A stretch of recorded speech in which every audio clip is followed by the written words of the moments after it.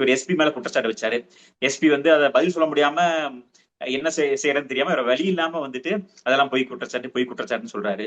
ஆனா அவர் டிஎஸ்பி அவர்கள் தெளிவாவே ஆதாரத்தோட நிரூபிக்கிறார் என்ன நடந்ததுங்கிறத தெளிவா ஆதாரத்தோட சொல்லியிருக்காரு. அப்படிங்கிறப்ப முதலமைச்சர் இதுல வந்து கவனம் கொடுக்கணும். ஏன்னா ஒரு நேர்மையான அதிகாரியா செயல்பட்டு இருக்கிறார்.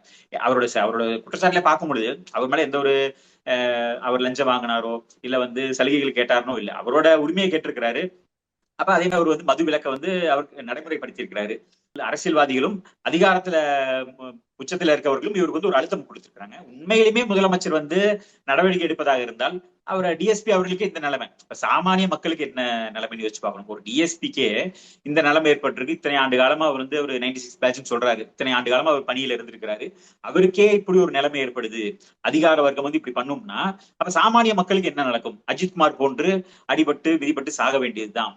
அந்த அஜித்குமார் அவர்கள் சாரி சொன்னாரு. அதற்கப்புறமாவது போலீஸ் டிபார்ட்மெண்ட்டை சீர்படுத்தி இருக்கணும் முதலமைச்சர் அவர்கள். தன்னோட சொந்த துறையை வந்து முதலமைச்சர் வந்து சரியா வச்சுக்கல அப்படிங்கிறது அதோட காரணம். அப்ப உச்சபட்ச அதிகாரத்துல கூட நடக்கும் அறிவுரை கொடுக்கல. உதாரணத்துக்கு ஐஜி அவர்களுக்கும் இவர்கள் ஏடிஜிபி அவர்களுக்கும் வந்து இவர் வந்து இப்படி ஒரு குற்றச்சாட்டு வரும்பொழுது இந்நேரம் அவர் வந்து கூப்பிட்டு கண்டிச்சு இந்த பிரச்சனையை தீர்த்திருக்கணும். இது இவ்வளவு தூரம் மீடியால வந்து திரும்ப பொருளா இது அரசியல் கட்சி தலைவர்களும் ஆகி போச்சு. குற்றச்சாட்டு சொல்ல எஸ்பி பிரஸ் மீட் வச்சு குற்றச்சாட்டு சொல்லன்னு அரசியல் கட்சியுமே மாறி மாறி அறிக்கை விடும்.